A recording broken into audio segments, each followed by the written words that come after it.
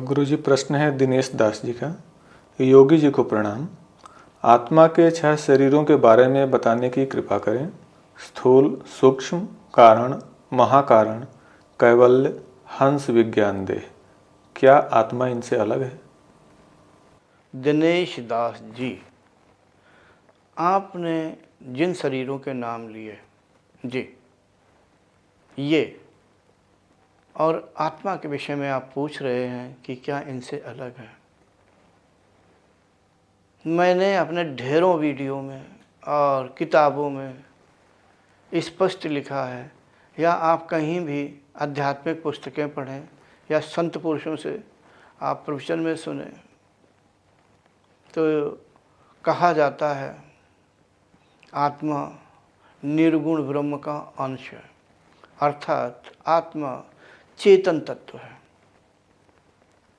जो निर्गुण ब्रह्म है वही आत्मा है, यानी निर्गुण ब्रह्म का छोटा स्वरूप। ऐसा समझें, समुद्र है और समुद्र से एक गिलास पानी निकाल लो, जो गिलास के पानी में है वही समुद्र में है, अर्थात जो समुद्र है वही गिलास के पानी में है, या जो गिलास का पानी है वही समुद्र में है, यानी दोनों में कोई भिन्नता नहीं है। कुल मिलाकर के आत्मा चेतन तत्व है। तत्व 2 होते हैं, एक चेतन एक जड़। चेतन तत्व को हम ब्रह्म कह देते हैं, जड़ तत्व को प्रकृति कह देते हैं। और ये जो प्रकृति है ना, यही अपने आप का सृजन करती है। परा प्रकृति में फिर उससे प्रादुर्भाव होता है अपरा प्रकृति का।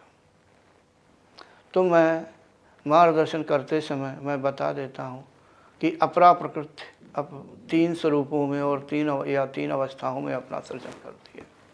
आपने जो कहा स्थूल शरीर, सूक्ष्म शरीर, कारण शरीर, महाकारण, ये सब जड़ प्रकृति के अंतर्गत आते हैं, ठीक है। और आत्मा है चेतन। आत्मा चेतन तत्व है और ये सभी शरीर जड़ प्रकृति है, अर्थात प्रकृति का स्वरूप है, जड़ रूप है।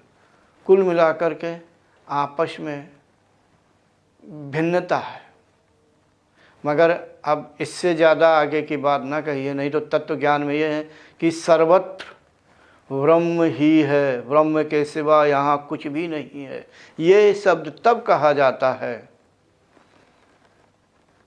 जब ज्ञान का मतलब तत्व ज्ञान की विषय में जब बात होती है, क्योंकि जो वस्तु जिससे प्राकट्य होती है उसका स्वरूप यानी रूपांतर भले ही हो, लेकिन वो वही होती है।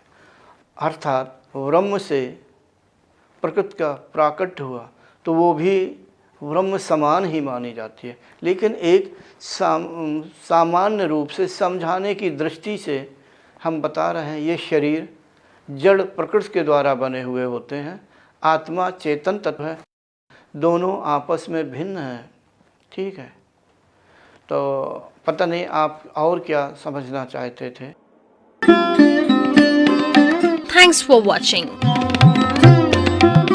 Remember to like, comment and subscribe.